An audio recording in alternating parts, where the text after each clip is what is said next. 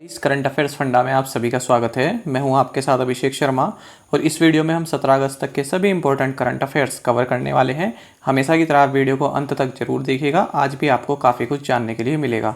साथ ही गाइस, इस सेशन को शुरू करने से पहले आप सभी को बताना चाहूँगा, यदि आप हमारी daily current affairs PDF, weekly PDF और मंथली पीडीएफ चाहते हैं तो इस वीडियो के फर्स्ट कमेंट में दिए गए लिंक पर क्लिक करके पा सकते हैं। ज़्यादा जानकारी के लिए आप इस स्लाइड पर दिए गए सभी पॉइंट्स को जरूर पढ़ें। कुछ भी आप पूछना चाहें, कोई भी आपका डाउट हो तो हमें कमेंट बॉक्स में ज़रूर लिखें। तो चलिए फिर करते हैं शुरुआत इस वीडियो सेशन की। प्रधानमंत्री गति शक्ति योजना में कितनी राशि का निवेश किया जाएगा? ऑप्शंस आपके सामने हैं और सही आंसर होगा option B. So ₹100 lakh crore will be invested in the Pradhan Mantri Gati शक्ति स्कीम। जानते हैं इस स्कीम के बारे में। तो देखिए, इस स्कीम का जो मकसद रहेगा वो ये रहेगा कि इंफ्रास्ट्रक्चर ग्रोथ को बढ़ावा देना, साथ ही एम्प्लॉयमेंट अपॉर्चुनिटीज़ क्रिएट करना। इसी के साथ जो लोकल मैन्युफैक्चरर्स हैं उनको ग्लोबली कॉम्पिटिटिव बनाना, साथ ही इस संभावनाओं को देखना कि क्या और इकोनॉमिक जोन्स भारत में बनाए जा सकते हैं या नहीं। साथ ही यहाँ के जो कटिंग एज इनोवेशन है उसके साथ साथ न्यू एज टेक्नोलॉजी को बढ़ावा देना। सरकार ने आरंभिक सार्वजनिक निर्गम आईपीओ के माध्यम से राष्ट्रीय बीज निगम एनएससी में कितनी हिस्सेदारी बेचने की प्रक्रिया शुरू कर दी है? ऑप्शंस आपके सामने हैं और सही आंसर होगा option A. The government has kick started the process of selling 25% in national seeds corporation through an initial public offering IPO. तो देखिए, गवर्नमेंट ऑफ इंडिया ने कहा है कि हम नेशनल सीड्स कॉरपोरेशन एनएसई इसमें अपने जो है 25% स्टेक को सेल कर देंगे। किसके through? Initial public offering IPO के थ्रू। आपको जानना चाहिए कि गवर्नमेंट ऑफ इंडिया के नेशनल सीड्स कॉरपोरेशन में 100% स्टेक है, यानी पूरी तरह से भारत इसकी जो गवर्नमेंट है, भारतीय गवर्नमेंट जो है ये ऑनर है। आपको जानना चाहिए नेशनल सीड्स कॉरपोरेशन, इसकी स्थापना 1963 में हुई थी और इसका हेडक्वार्टर्स न्यू दिल्ली में स्थित है। ये पॉइंट आपके लिए काफ़ी इंपॉर्टेंट रहेगा, आने वाले एग्जाम से पूछा जा सकता है कि गवर्नमेंट का जो फिजिकल ईयर 22 है यानी कि 2021-22 इसके लिए डिसइन्वेस्टमेंट टारगेट कितना है? तो डिसइन्वेस्टमेंट टारगेट है 1.75 लाख करोड़ रुपीज़। अच्छा, ये आईपीओ क्या होता है? देखिए, आईपीओ का मतलब होता है इनिशियल पब्लिक ऑफरिंग। मान लीजिए कोई कंपनी है, उसको फंड रेस करना है, ठीक है, क्योंकि उसको अपनी कंपनी का एक्सपेंशन करना है, कई सारे प्रोजेक्ट्स लगाने हैं। तो वो कुछ पैसा बैंक से लेती है, कुछ पैसा वो चाहती है कि मैं पब्लिक से लूँ। तो वो क्या करती है, अपने जो शेयर्स हैं वो पब्लिक को ऑफ़र करती है। फर्स्ट टाइम जब ऑफ़र करती है, अब तक उसने कभी पब्लिक को ऑफ़र नहीं किए हैं, तो उसका मतलब होता है इनिशियल पब्लिक ऑफरिंग। साथ ही आपको जानना चाहिए, जब तक कंपनी इनिशियल पब्लिक ऑफरिंग यानी आईपीओ ऑफर नहीं करती है, उससे पहले तक कंपनी के जो शेयर्स हैं वो केवल कुछ ही लोगों के पास रहते हैं, या तो जो उसके फाउंडर्स हैं उनके पास, या फिर एंजल इन्वेस्टर्स और वेंचर कैपिटलिस्ट जो होते हैं, जो उस कंपनी की शुरुआत में जिन्होंने पैसा लगाया होता है, या फिर उन्हीं के पास रहते हैं। लेकिन जब एक बार कंपनी अपना आईपीओ ला देती है, उसके बाद जो पब्लिक है वो भी उसमें शेयर होल्डर्स बन जाती है। तो ये ग्रो ऐप है, जीरोधा है और अप स्टॉक है, इन सभी के थ्रू आप आईपीओ में पार्टिसिपेट कर सकते हैं। हाल ही में किस बैंक ने एथलीटों का समर्थन करने के लिए भारत की पैरालंपिक समिति के साथ एक समझौता ज्ञापन पर हस्ताक्षर किए हैं? ऑप्शन है आपके पास HDFC bank, Indian bank, Canara bank या फिर बैंक ऑफ बड़ौदा। सही आंसर होगा option B. So recently Indian bank has signed an MOU with Paralympics committee of India to support athletes. तो यहाँ पर देखिए, जो टोक्यो 2020 पैरालंपिक गेम्स होने वाले हैं, तो इसमें जो एथलीट्स हैं उनको सपोर्ट करने के लिए इंडियन बैंक ने पैरालंपिक कमेटी ऑफ इंडिया इसके साथ एक एमओयू साइन किया है। आपको जानना चाहिए, इंडियन बैंक के सीईओ पद्मजा चुंदरू हैं और हेडक्वार्टर्स चेन्नई तमिलनाडु में है। साथ ही इसकी टैगलाइंस हैं taking banking technology to common man, your tech friendly bank या फिर योर ओन बैंक। 75वें स्वतंत्रता दिवस समारोह की थीम क्या रही? ऑप्शंस आपके सामने हैं और सही आंसर होगा option C. So nation first always first was the theme of the 75th independence day. देखिए फ्रेंड्स, एक कन्फ्यूज़न आपके मन में होगा कि जो इस बार 15 अगस्त 2021 है, क्या ये 75th इंडिपेंडेंस डे है या फिर 74th इंडिपेंडेंस डे है? तो एक चीज़ आप याद रखिएगा, यदि आप 1947 को बेस ईयर मान के चलें तो ये 74th इंडिपेंडेंस डे है। यदि आप 15 अगस्त 1947 को इंडिपेंडेंस का पहला दिन मानकर चलें तो ये 75th इंडिपेंडेंस डे रहा है। तो दोनों में आप अंतर समझिएगा। और देखिए, आप जानते हैं 15 अगस्त को हमने जो है ब्रिटिश राज से भारत स्वतंत्र हुआ था, और 15 अगस्त 1947 को जो हमारे फर्स्ट प्राइम मिनिस्टर रहे इंडिपेंडेंट इंडिया के पंडित जवाहरलाल नेहरू, इन्होंने रेड फोर्ट के लाहौरी गेट पर नेशनल फ्लैग इसको जो है फहराया था। और साथ ही आपको जानना चाहिए इस साल का थीम रहा है नेशन फर्स्ट ऑलवेज फर्स्ट। 75वें स्वतंत्रता दिवस के अवसर पर किस राज्य ने 4 नए जिलों और 18 नई तहसीलों की घोषणा की है? पंजाब, आसाम, छत्तीसगढ़ या फिर मध्य प्रदेश? सही आंसर होगा option C. So Chhattisgarh announced 4 new districts in the state and 18 new tehsils on the occasion of 75th Independence Day।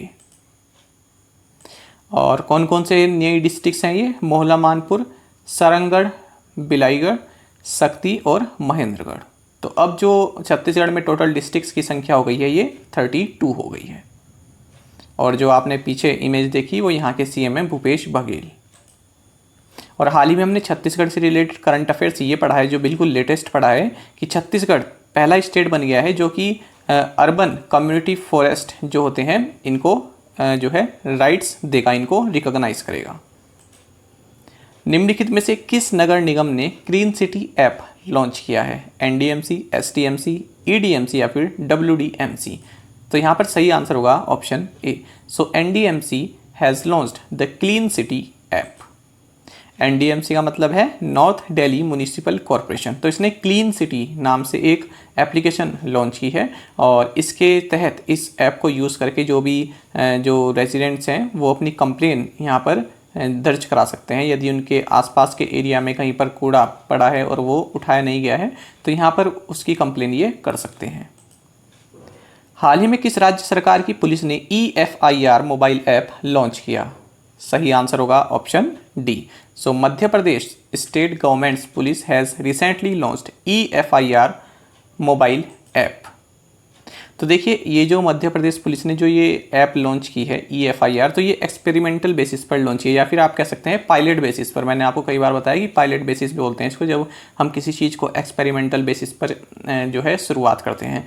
तो इसमें क्या होगा, यदि आपका व्हीकल चोरी हो गया है या फिर कैश चोरी हो गया है जिसकी जो कीमत है वो 1 लाख रुपए तक की है, तो आप उसको घर बैठे ही FIR दर्ज करा सकते हैं। किस फाउंडेशन ने माई ई हार्ट पोर्टल लॉन्च किया? ऑप्शंस आपके सामने हैं और सही आंसर होगा ऑप्शन बी। सो SCL फाउंडेशन लॉन्च्ड माई ई हार्ट पोर्टल। तो देखिए, जो SCL फाउंडेशन है, नाम से ही आपको मालूम चल रहा है, जो SCL टेक्नोलॉजीज जो कंपनी है इसकी कॉर्पोरेट सोशल रिस्पॉन्सिबिलिटी आर्म है, इसका विंग है। इसने माई ई हार्ट इस ऑनलाइन पोर्टल को लॉन्च किया है। जो भी आर्टिशंस हैं वो इस प्लेटफॉर्म के थ्रू जो कस्टमर्स हैं उनसे डायरेक्ट कनेक्ट हो पाएंगे। प्लास्टिक अपशिष्ट प्रबंधन संशोधन नियम 2021 के अनुसार एकल उपयोग वाले प्लास्टिक का निर्माण, आयात, भंडारण, वितरण, बिक्री और उपयोग कब से प्रतिबंधित होगा? ऑप्शंस आपके सामने हैं और सही आंसर होगा option C. As per the plastic waste management amendment rules 2021, the manufacture, import, stocking, distribution, sale and use of single use plastic will be prohibited from 1 July 2022। तो देखिए, ministry of environment, forest and climate change, इसने जो है plastic waste management amendment rules 2021 को notify किया है, और इन्होंने कहा है कि सिंगल यूज़ प्लास्टिक आइटम्स जो भी होते हैं इनको 2022 से बैन कर दिया जाएगा। साथ ही यहाँ पर इंपॉर्टेंट चीज़ आपको और जाननी चाहिए कि 30 सितंबर 2021 से जो हम प्लास्टिक कैरी बैग्स यूज़ करते हैं इनकी थिकनेस को भी बढ़ाया गया है 50 से लेकर अब पहले 50 थी, अब 75 माइक्रोन्स इनकी थिकनेस रहने वाली है। तो देखिए, 1 जुलाई 2022 ये डेट इन्होंने दी है कि यहाँ से जो है हम इन सभी के जो सिंगल यूज़ प्लास्टिक्स हैं इनको बैन कर देंगे। सिंगल यूज़ प्लास्टिक मतलब कि जो यूज़ एंड थ्रो होती हैं, जिनको हमने यूज़ किया और फिर फेंक दिया, है ना। जैसे कि पैकिंग में ज़्यादातर ये सब चीज़ें यूज़ होती हैं। पैकिंग में जो हम प्लास्टिक यूज़ करते हैं, प्लास्टिक चीप होती है और ज़्यादातर मटेरियल्स को ये रिप्लेस कर चुकी है, तो इसलिए काफ़ी प्रॉब्लम जो है क्रिएट करती है। अच्छा, अगर मैं आपको और उदाहरण बताऊँ तो कौन कौन सी चीज़ें बैन हो जाएंगी? Earbuds with plastic sticks for balloons, plastic bags, candy sticks, ice cream sticks, polystyrene यानी कि जो डेकोरेशन के लिए जो थर्माकोल यूज़ होता है ये भी, प्लेट्स, कप्स, ग्लासेस, कटलेरी जैसे कि forks, spoons, knives, straw, trays, wrapping और पैकिंग फिल्म्स, ठीक है, जो स्वीट बॉक्सेस पे लगती है, इनविटेशन कार्ड्स, सिगरेट पैकेट्स और प्लास्टिक और PVC banners less than 100 micron. तो 100 माइक्रोन से कम की जो भी ये सभी होंगी आइटम्स, इन सभी को बैन कर दिया जाएगा। हाल ही में न्यूज़ ब्रॉडकास्टर्स एसोसिएशन का नाम बदलकर news broadcasting and digital standard authority कर दिया गया है। आपको बताना है न्यूज़ ब्रॉडकास्टर्स एसोसिएशन के वर्तमान अध्यक्ष कौन हैं। ऑप्शंस हैं रजत शर्मा, राहुल कमल, अर्णव गोस्वामी या फिर पुण्य प्रसून वाजपेयी। सही आंसर होगा option A. Recently news broadcasters association has been renamed as news broadcasting and digital standards authority. Mr. Rajat Sharma is the current president of News Broadcasters Association. तो इन्होंने अपना नाम चेंज कर दिया, ये आप याद रखेंगे, news broadcasters and digital association NBDA, ये अब नया नाम होगा न्यूज़ ब्रॉडकास्टर्स एसोसिएशन NBA का, और इसके प्रेसिडेंट हैं रजत शर्मा। भारत ने किस वर्ष तक ऊर्जा स्वतंत्र बनने का लक्ष्य रखा है। ऑप्शंस आपके सामने है और सही आंसर होगा option D. India has set a target of becoming energy independent by 2047। तो देखिए, भारत के प्रधानमंत्री नरेंद्र मोदी ने लाल किले से संबोधित करते हुए बात कही है कि 2047 तक हम जो है एनर्जी इंडिपेंडेंट हो जाएंगे, यानी कि हम किसी प्रकार के जो ऑयल होता है, पेट्रोल, डीजल, इन सभी के इंपोर्ट पर हम निर्भर नहीं रहेंगे, क्योंकि हम जो है पेट्रोल में एथेनॉल की डोपिंग भी कर रहे हैं और कई तरह से हम हाइड्रोजन एनर्जी पर भी बढ़ावा दे रहे हैं। ई व्हीकल्स जो होते हैं उस पर भी हम काफ़ी काम कर रहे हैं। तो इस वजह से हम 2047 तक एनर्जी इंडिपेंडेंट हो जाएंगे। फुटबॉल के दिग्गज खिलाड़ी गेर्ड मुलर, जिनका 75 वर्ष की आयु में निधन हो गया, किस देश के लिए खेले। सही आंसर होगा option C. Football legend Gerd Muller passed away, he played for Germany. तो जर्मनी के लिए खेले हैं और 75 साल की उम्र में इनका निधन हो गया है। साथ ही बायर्न म्यूनिख जो ये क्लब है इसके लिए भी ये खेले हैं, 566 गोल इसके लिए किए हैं, तो काफ़ी अव्वल दर्जे खिलाड़ी रहे हैं। साथ ही आपको जानना चाहिए इनको डेर बोम्बर इस नाम से जाना जाता था, ये इनका निकनेम रहा। चिन्मय चटर्जी, जिनका हाल ही में निधन हो गया, किस खेल से जुड़े हुए थे। ऑप्शंस आपके सामने हैं और सही आंसर होगा option C. Chinmay Chatterjee who passed away recently was associated with football. तो फुटबॉल के खिलाड़ी थे और 68 साल की उम्र में इनका निधन हो गया है। साथ ही जो 1978 में बैंकॉक एशियन गेम्स के लिए जो टीम इंडिया जो चुनी गई थी उसके ये मेंबर रहे, वेस्ट बंगाल से थे। WHO द्वारा स्थापित नए सलाहकार समूह का नाम बताएं जो भविष्य में महामारी की संभावना वाले उभरते रोग जनकों की उत्पत्ति का अध्ययन करेगा। ऑप्शंस आपके सामने हैं और सही आंसर होगा option C. So SAGO is the new advisory group set up by the WHO to study the emergence of future emerging pathogens with pandemic potential। तो देखिए, फ्यूचर में क्या इस तरह की कोई संभावना और बन सकती है जो कि हमें पेंडेमिक डिक्लेयर करनी पड़ी, जैसे कोविड-19 पेंडेमिक डिक्लेयर करनी पड़ी है। तो इसी तरह की संभावनाओं को देखने के लिए, इन पर नज़र रखने के लिए WHO वर्ल्ड हेल्थ ऑर्गेनाइजेशन ने एक ग्रुप, एडवाइजरी ग्रुप सेटअप किया है। क्या नाम है इसका। SAGO, या आप इसको कह सकते हैं scientific advisory group for origins of novel pathogens. तो इसकी स्थापना की गई है। नोवल, इसका मतलब होता है फ्रेंड्स पहली बार, जिसे आज से पहले कभी ना सुना गया हो ना देखा गया हो, तो इस तरह की चीज़ें कहते हैं नोवल। जैसे हम कहते हैं कि नोवेल कोरोना वायरस, यानी कि इस तरह का कोरोना वायरस जो आज से पहले ना तो कभी सुना गया था ना देखा गया था, ठीक है, तो इसलिए बोलते हैं उसको नोवेल, जो पहली बार एक्सपीरियंस करते हैं हम। आपको जानना चाहिए WHO ने कोविड-19 को पेंडेमिक किस डेट को घोषित किया था, तो ये किया था 11 मार्च 2020 को। साथ ही आपको जानना चाहिए वर्ल्ड हेल्थ ऑर्गेनाइजेशन, इसका हेडक्वार्टर्स जिनेवा स्विट्जरलैंड में है। 7 अप्रैल 1948 को इसकी स्थापना हुई थी और इसके डायरेक्टर जनरल टेड्रोस एथनॉम हैं। साथ ही वर्ल्ड हेल्थ डे हम ये 7 अप्रैल को मनाते हैं, क्योंकि 7 अप्रैल को ही WHO की स्थापना की गई थी। किस मंत्रालय ने फिट इंडिया फ्रीडम रन 2.0 कार्यक्रम शुरू किया है। ऑप्शंस आपके सामने हैं और सही आंसर होगा option D. So ministry of youth affairs and sports has launch the fit India freedom run 2.0 programme. तो देखिए स्पोर्ट्स मिनिस्टर है अनुराग ठाकुर, इन्होंने फिट इंडिया फ्रीडम रन 2.0 या 2.0 आप कह सकते हैं, इस प्रोग्राम को लॉन्च किया है। और ये जो रन है, ये जो दौड़ है, ये 15 अगस्त से 2 अक्टूबर 2021 तक जारी रहने वाली है। आपको बता दें जो इसका फर्स्ट फेज़ था ये 2019 में लॉन्च किया गया था। और इसको कहाँ से फ्लैग ऑफ किया गया है, कहाँ से इसको लॉन्च किया गया, major Dhyan Chand national stadium new Delhi से। और ये 744 डिस्ट्रिक्ट कवर करेगी, ठीक है, और हर एक 744 डिस्ट्रिक्ट के 75 विलेजेस को भी ये कवर करेगी। सियाचिन ग्लेशियर में विश्व रिकॉर्ड बनाने के लिए ऑपरेशन ब्लू फ्रीडम किसने लॉन्च किया? अमित शाह ने, राजनाथ सिंह ने, रामनाथ कोविंद ने या फिर डॉक्टर वीरेंद्र कुमार ने? सही आंसर होगा option D. So doctor Virendra Kumar launched operation blue green to create a world record at Siachen glacier. तो डॉक्टर वीरेंद्र कुमार कौन है? ये union minister for social justice and empowerment है और इन्होंने operation blue freedom land world record at Siachen glacier इसको launch किया है।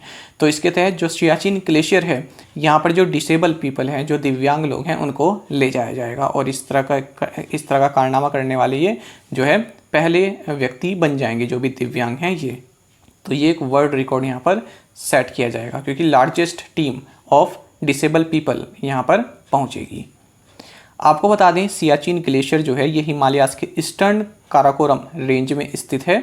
और देखिए जो LOC है पाकिस्तान और इंडिया के बीच में, ये जहाँ पर एंड होती है उसको बोलते हैं पॉइंट NJ9842।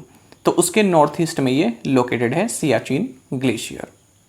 कभी कभी फ्रेंड्स अगर आप जैसे हाई लेवल एग्जाम की तैयारी कर रहे हैं, जैसे PCS हो गया, IAS हो गया, तो उसमें पूछ लिया जाता है कि सियाचिन ग्लेशियर पॉइंट NJ9842 के किस साइड है, नॉर्थ ईस्ट, साउथ ईस्ट, इस तरह से क्वेश्चन पूछ ले जाते हैं।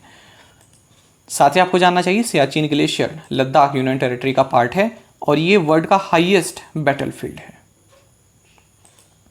अब देख लेते हैं प्रीवियस असाइनमेंट क्वेश्चंस के answer. What is the capital and currency of Zambia?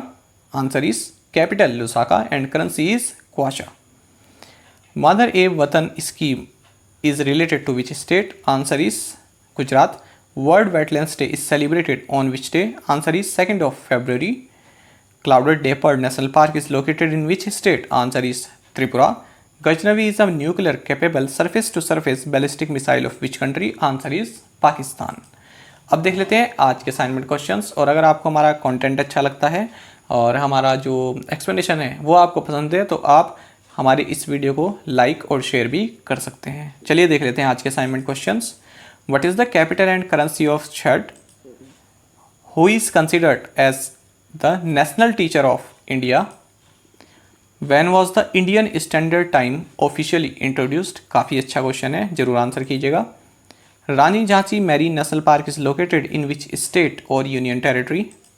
और लास्ट क्वेश्चन है आज का, recently which union territory has removed need for an inner line permit for Indian nationals? तो पांचों ही काफ़ी प्यारे क्वेश्चंस हैं, इनके आंसर आप हमें कमेंट बॉक्स में ज़रूर बताइएगा। यदि आपको एक क्वेश्चन का आंसर भी आता है तो वो भी आप हमें कमेंट बॉक्स में ज़रूर से बताएं। साथ ही करंट अफेयर्स फंडा को आप टेलीग्राम पर भी ज्वाइन कर सकते हैं। यहाँ पर रेगुलर वीडियो अपडेट्स और करंट क्विजेस हम आप सभी के लिए डालते हैं। साथ ही डिस्कशन ग्रुप में आप किसी भी क्वेश्चन का सोल्यूशन पा सकते हैं। और दोस्तों यहाँ पर हमारे करंट अफेयर्स की प्लेलिस्ट दी गई है, इसको आप ज़रूर देखें। अपने दोस्तों के साथ जो भी फेलो एस्पिरेंट्स हैं उनके साथ हमारे करंट अफेयर्स को शेयर ज़रूर करें। आज का सेशन आपको कैसा लगा हमें कमेंट बॉक्स में ज़रूर बताइएगा। Thank you guys.